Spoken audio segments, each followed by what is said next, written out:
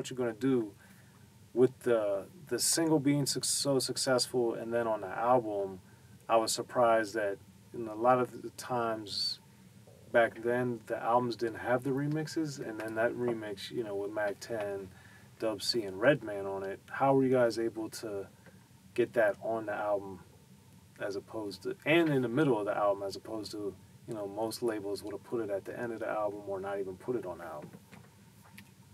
All right, now here we go. Now I'm gonna open up a bag now. Uh-oh. And since the song is, what, 20 years old now, I can open up this bag regardless of how they feel about it. First, I'm gonna say rest in peace to Old Dirty Bastard, because Old Dirty Bastard rapped on it before DMX. Mm-hmm. Okay, a lot of people don't know that, and they'll never probably even hear that version of that record. So ODB is the first person to rap on it with Meth, you know, and Jayo first. Let's get that out of the way. The remix I was not supposed to do. Tina Davis called me and asked me if I would do the remix after, actually it was supposed to be Puffy and Clark Kent. To produce it, you mean? To do the remix. To produce the remix. The remix. Okay. Just to tweak it. To keep up that, it was a song that DJ Rectangle did. Okay. I can't remember the name of it. It couldn't get cleared. A sample that he used couldn't get cleared, so that's where What You Gonna Do came from. In other words, it's like I had a beat, I had the What You Gonna Do beat, and I didn't know that Jayo liked music that sounded like that. Okay. And Rectangle had something that was like not directly on it, but it was just that same feeling. Energy. And they couldn't clear it, so I just happened to be sitting there. So y'all like that kind of stuff? Oh, here, listen to this then. And that ended up being What You Gonna Do. That's the first thing. The album was pretty much done. I'd done all the rest of those records. That just happened one night. Wow. Old Dirty Bastard and Meth was in the studio, and they did another record. They did What You Gonna Do record, but it never would have been what it was. I have to say that. No disrespect, ODB, he was cussing way too much on the record. Mm-hmm. So in those years, we couldn't use that. Okay, and then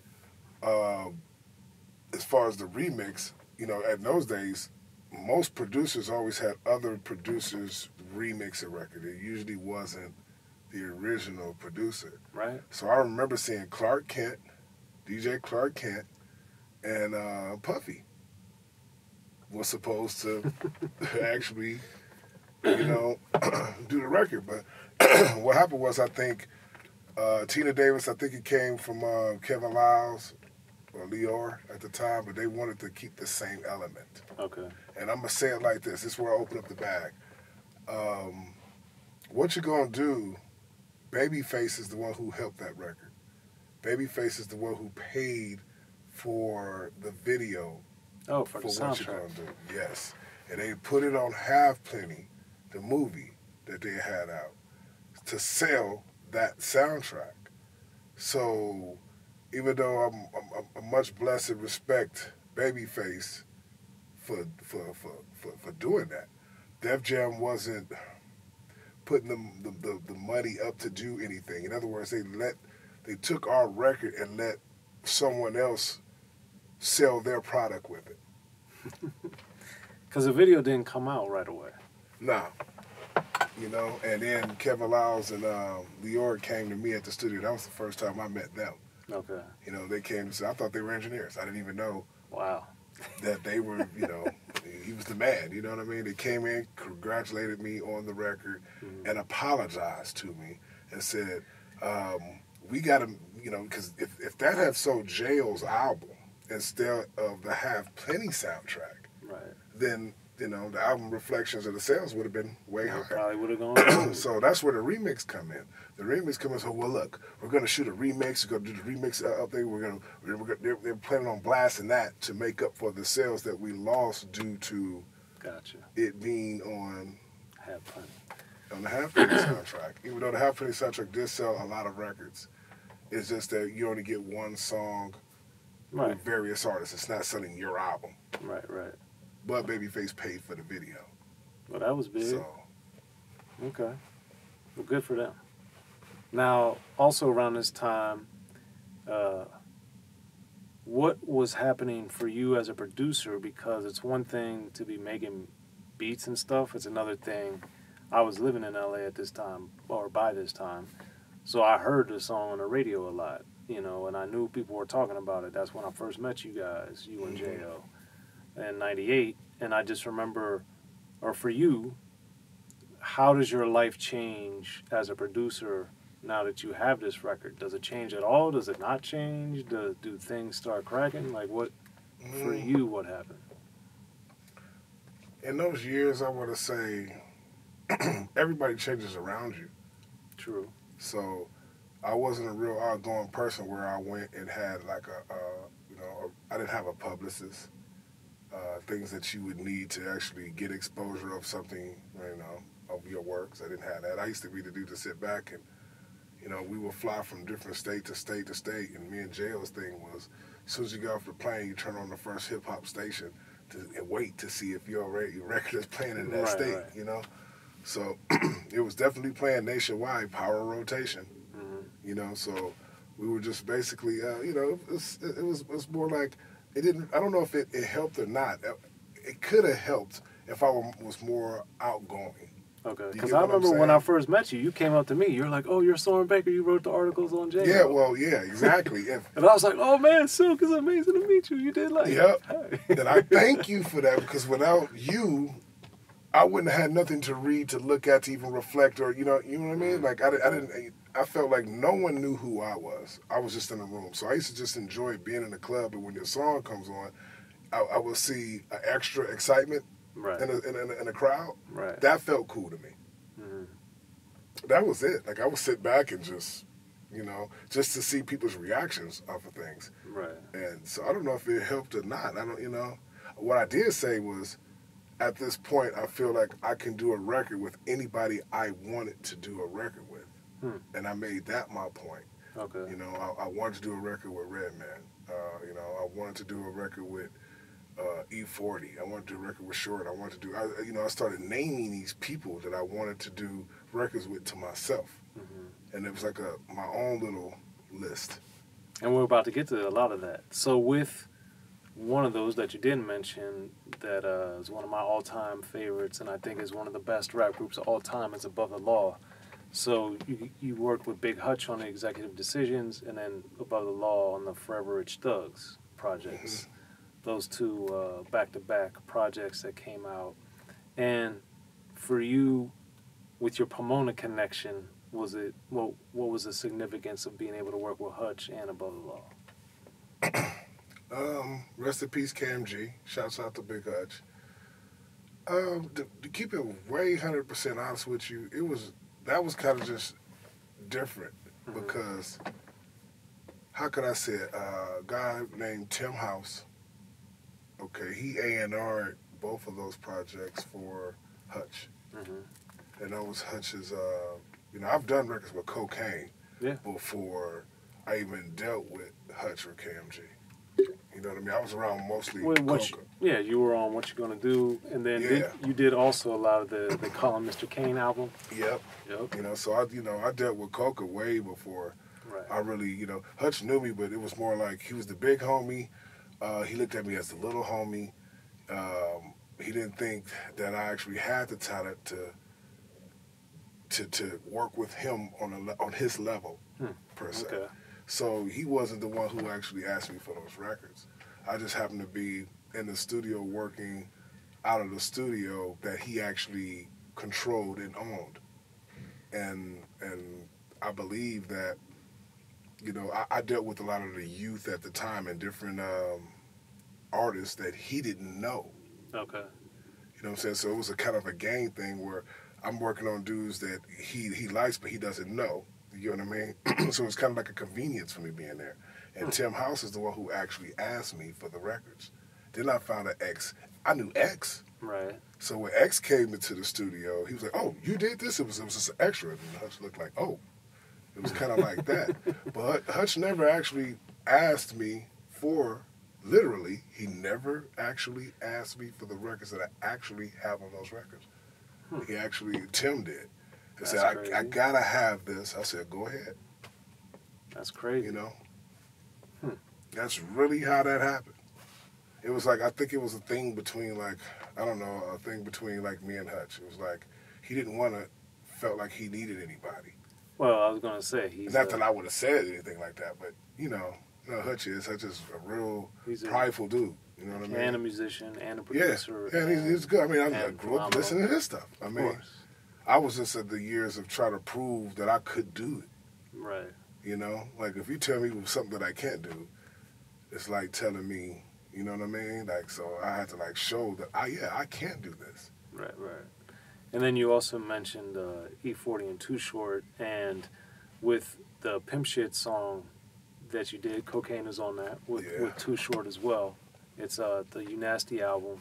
And the thing that I liked about that is that song, because that album came out in like 2000, and I remember with Short, who I think is one of the best rappers ever, he has gone through so many sounds and styles and everything, but the Pimp Shit kind of took me back to around circa 1990 Short, maybe Short Dogs in the House era even, because of the sonics of the beat and how it was very spare, but it also was current yet nostalgic at the same time. Purposely not. I can tell you that. Well, break it down. I could tell you literally, at that time, that goes back to what I was saying, I thought who I wanted to do a record for and go after it. So I ran into Short at a club, didn't know him. Got introduced to a few homies. Matter of fact, I think DJ Minus was there. Okay. And he introduced me to Short. Short said he's working on his next album, and since he knew what Whatcha Gonna Do was, go ahead and do it. Now I didn't know at the time that artists could just take anything. Of course. And they might not. You take something like that, you going home, you finna put in work. You know what I mean? Oh, he said I could do one song. So I go home and I start banging it out. You know what I'm saying? But it might have, he might have said that to 50 producers that night. You know what I mean? So I went home thinking about doing something I felt Ant Banks would respect. Okay. And me being a fan of Too Short's music for a long time, Ant Banks was that, who makes the beats. It's Ant Banks. So I wanted to do something. And by the way, shouts out to Ant Banks, and I appreciate it because he's the one who actually mixed that record. He came from out the box and actually mixed that record. But I did that for Ant Banks' approval, if that makes sense. Yeah. I did it for his approval. Well, they did a lot of phenomenal work together, that's for sure. And that thing sold gold in 30 days, literally. So I was happy behind that. Shouts out to Daz, because Daz was on the flip side of that single. You know? And then with 40, we worked with him a few times over the years, and on one of his, in my opinion, very underappreciated albums, because he's now had so many, but the Loyalty and Betrayal, man, that album. That album is so good. That album is so good. People, please, Loyalty and Betrayal by E-40. If you don't have it, find it on whatever streaming service or buy it, download it, however you got to get it, man. That album is so good. Shouts out to Cat. He had the single, right? Behind the Gates or whatever. Yep. Yeah, we did that. That was the first time I met E-40, though, I think. Yep. Yeah, that's the first time I met E-40, was hanging around him. We did that at the Marriott Hotel. I literally recorded the entire record at the Marriott Hotel. In a room? Yep. I had a studio in a room. Like, I would go to... This is what I would do, tip. See, if kids could afford it, nowadays it'd be different, I guess. You know what I mean? I used to look at itineraries. I had homies that worked for record companies, and they used to have itineraries to, people on tour doing shows and stuff like that. So what I would do is I would go know where artists are about to perform at, and I would book a room in the same hotel that they stayed. I would just bring a studio with me and go into a suite and lace it up like a whole entire studio. Cock the door open and just bang. And you could hear it throughout the hotel. Everybody like, who the hell is this banging in here like this? That's kind of how that happened. I did a beat. 40 walked in. He said, damn. 40 walked in and was like, I got one more song on my album. That sound like it. And he laid on the floor because he writes his vocals laying on the floor. And he started on his stomach, right? Yep. And that's how we did it. And then Baby from Cash Money, Benzino, and the Made Men, and all those dudes, they were walking down the hall. That's how he ended up being on the record. Oh, Baby. Okay. Yeah, that Baby. Yeah. Baby came walking down the hall, and he stuck his head in, and he go, "What's that, 40?" He said, "This is the last song on this new album I'm finna do." Then he said, "Save me a spot." That's exactly how he got on that record. Wow. Literally. But it was done at, and I put on the credits compliments of the Marriott Hotel. And did you really, given that setup, did you get to really quote unquote produce them, or is it too? How did that work? What you mean, like produce them, like vocal coaching? Yeah, or did they just 40? I didn't. You know what I Okay. mean? Meaning 40 knew what he was doing. 40's 40. Right. You know what I'm saying? And I'm not saying Baby didn't, but what happened with Baby was we sent, like after I recorded the vocals literally in the hotel room, Jive had then booked me at a studio to put everything onto 2-inch. Gotcha. Now I was recording on a 1580 at the time. Okay. Okay, rolling 1580. And then everybody was still on ADATs if they were at home.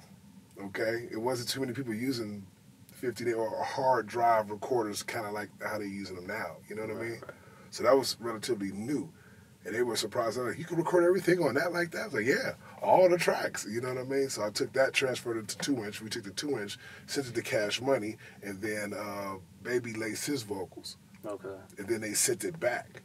Now, when they sent it back, the vocals were all messed up. I don't know if it was an engineering thing or not, but they were all messed up. The frequencies was messed up. It had buzzes in the microphones they was using, which was probably an engineering thing. But they sent it back, and it was messed up, so Baby and them had to fly to recut vocals for his part. Okay. So I vocally produced Baby, and he appreciated it. That was our first time meeting, and him and Slim came together, and I remember Baby telling me he appreciated me. Actually, I was like the first dude that this is what he told me. He said, "You're the first dude that ever really said anything to me in a vocal booth. Usually dudes just let me go in there and do whatever I'm gonna do." But I actually got real nitpicky on how he said this word, that word, this word, that word, this word. Yeah, because people, beat making and producing, obviously people talk about a lot, but it's interesting because I've had the benefit and the fortune to be in and see like some of the greatest producers of all time actually producing people and showing them how to do it or how they envision it, from Dr. Dre to Little John to DJ Quick. Like, I've been in the studio when records are being made, and 3 6 Mafia, among legendary Trackster, dozens of others. So it's just amazing, and that's why I wanted to ask you about the vocal coach or the vocal producing or that type of thing, because I think that's an underrated and misunderstood and underappreciated part of the recording process of like enunciation, style, all that stuff. Like, I learned, of course I learned a lot with Dre. You know what I mean? Easy Mo B, shouts out to Easy Mo B. He's the one who blessed What You Gonna Do. He came to the studio, prayed over the record, told me what to do. Man, I've been in the studio watching other people my whole life, Well, too. what did Easy Mo B tell you? He just blessed the record. He told me it was a good record. He told me how to, like, let me say, DMX said, that's when DMX got on the record. Okay, so Tina Davis comes in and she asks us, we got a new hot artist named DMX. We knew who he was because he was on 54321 after he kicked Cannabis off, after LL kicked Cannabis off, remember? Yep. So, I'm talking about DMX came in, he was rough. He was a rough dude then. He came in like he was going to kill everybody. He came in there like, yeah, I got these vocals. I got these vocals. It was like, so we just said spit. I sat back, Easy Mo B was sitting there, Jayo was sitting there, spit. He spit like 5, we played the beat, he spit like 5 different verses. And I looked at Jayo, I was like, we'll take number 2. You know what I mean? And he went on and did the vocals, and Easy Mo sat there and it taught me what to listen for in a voice, how to tell a person how to express themselves. It made me pay attention, like when you're reading a kid a book. You know what I mean? And you could either be regular talking, or you could say the Jack and Jill ran up the hill, or you'll talk like a teacher talk, or you could just say it plain. You know what I'm saying? He just taught me how to bring more out in an artist. You know, And as far as how and why was he there though? In the first I think he was place? recording upstairs. Okay. You know, I think he was recording upstairs and just came down. And then when he heard the record, I was like, "Come on, you talking about Easy Mo B? Right. You know, Easy Mo B likes a record. That was, you know, that was like, It's a big deal. yeah, that was like having Dre come down and do that, and I'm in New York. Right. You get what I'm saying? Like, it was like that, you know. Yeah, I mean, for those that don't know, among many, many, many others, Easy Mo B, of course, worked on Ready to Die with Biggie, did a lot of stuff on there, and with Craig Mack, and then also Big Daddy Kane. Just for a couple, just to throw out there, that he did that are phenomenal projects. Tupac, he's one of the only... Me Against the World. I think he's the only album. producer that worked with Biggie and Tupac while they were both alive. Yep, and he did So- talk to us about that, too. Yeah. So he's a phenomenal producer. He did a lot of Me Against the World, for those that want to look it up. Yep. But anyway, moving along fast, and we got to skip over some stuff given time stuff. But with, you mentioned Dre, and you, as I know, and people may not know, you've been Aftermath or had been an Aftermath staff producer for a long, long time. And then you got to, when Dre put out the Compton record, you had a song on there as well. It's right in my diary. So what was it, of all the songs that I know that you've worked on and you've told me about over the years and stuff, what was it about that one that made it on the Compton, you think? You know what? Dre's the only one that could probably answer that one. But, Okay. I want to say because of the movie itself. You know what I mean? Meaning that, you know, I don't think without the Compton movie ever being filmed or produced, that it would have never been out. You know what I mean? It was like a forced position to me. You know, so as soon as I heard about Compton he's working on Compton, him and Cube and all them doing the NWA thing, I was like, oh yes, it's got to be a soundtrack to that. Something's going to happen. I remember going in and asking, hey, is this a NWA reunion? You know? I was prepared to try to get Ren on the track right then and there. You know what I mean? As you should. But I really don't know. I mean, that song was done before Compton. It was on the Hewlett Packard commercial for the computer when he did his computer. You know what I'm saying? They used it then, so it was actually a detox record. You know, so I want to say that Slim the Mobster. If I have to say why that record actually got on Compton and actually was in the movie and that type of stuff, I want to say it's because of what Slim wrote. I want to say it's the feeling of what the song actually was about. And again, that's another album-ending song. Yep. So it's really interesting how that's happened several times. But that album and song came out in that version, at least in 2015. And then from our talks the last 5 to 10 years, you've also been doing a lot of stuff in the technology world. And you also have some stuff coming up on the film and television side that I want to make sure that we get to as we're wrapping up here on the Soren Baker Show. So for you, you long have had this interest in technology, but as you became a successful producer, how were you able to, continue making music, but then also start branching off and learning about these other worlds and really exploring them in more detail? I think how it happens to most people, not knowing what's going to happen next. Okay. You sit at the house. My thing was, and I guess I'm speaking to the world on this, things that you know how to do. You know how to do them. So sometimes you want to, challenge yourself. Try to do something that you don't know how to do. Like, music is second nature for me, so it's easy. Who's the artist? Okay, all right, what is the artist doing? Okay, did I go in there and give my version of what I think this artist will like? You get what I mean? But I already know how to do that.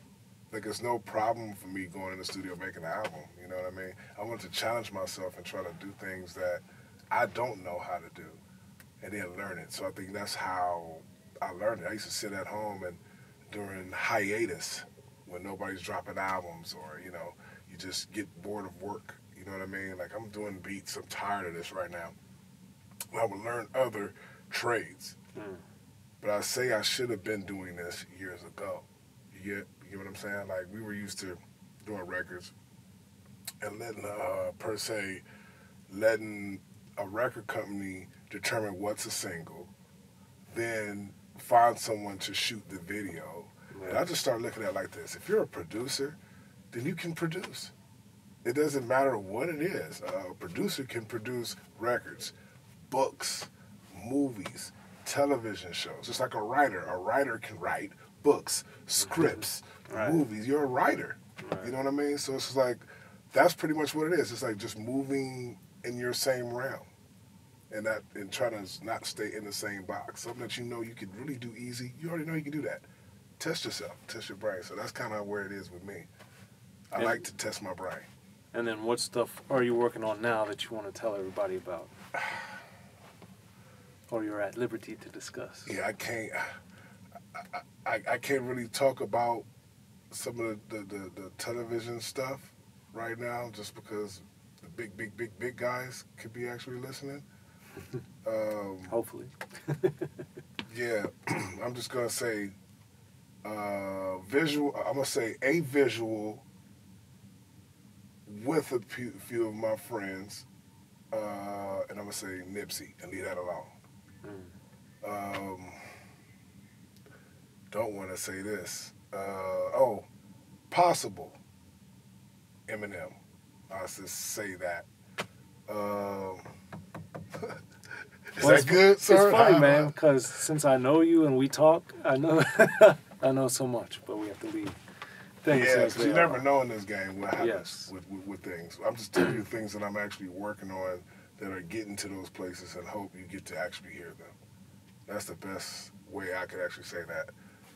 So I know you keep a low profile, Silk, but for the people that do, if you want them to, how do people find you on social media or whatever if you want them to? I don't Facebook. I'm sorry, people, but I still got everything. Everything is still The Real DJ Silk, all one word. That's my Instagram and Twitter because I do those. Facebook I just stay out of, but that's how you can actually find me. There's 15 DJ Silks out there. I'm the one with the records. Well, there it is, y'all. Anything else you want to add before we wrap it up here? I just want to show love to you, Soren, for having faith in me. You could have wrote about a lot of people over the years. No, man. And you didn't have to. You didn't have to do anything. Get your book, keeping up with the history of how everything's supposed to be told. You didn't have to do any of that. So I'm gonna thank you, with respect. Well, thank you, being sir. in the game long enough as a journalist to actually speak on our behalf where sometimes we couldn't. Well, thank you. Yeah, man, it's been great because as you know from getting to know me now over the years, like I just love rap and I love to be able to enjoy it. And when I hear something that I like, whether it's the most popular or something that nobody knows, I get the same level of excitement. As you know from talking to me for so long. Yeah, because we just had a good one, people. The other day, I just talked to him about, I thought I had he schooled me on it, and I couldn't say anything about it. You know, he schooled me. I thought I had the first gangster rap that was overlooked, but he schooled me on it. It's and all it's in good, his man. book. Yeah, please pick up my book. Thank you, DJ Self, for mentioning that. My book, The History of Gangster Rap, in stores worldwide. And for those that didn't know, it's being translated into, at this point, 4 languages. We got Italian, we got Japanese, we got Spanish, and we have Russian. So the history of gangster rap is getting out there worldwide, just like this interview is here on the Soren Baker Show. Make sure you follow DJ Silk on all his social media. Make sure you follow me on all my social media at Soren Baker, SorenBaker. And thank you, as always, for listening on the Digital Soapbox Network and for watching on Unique Access.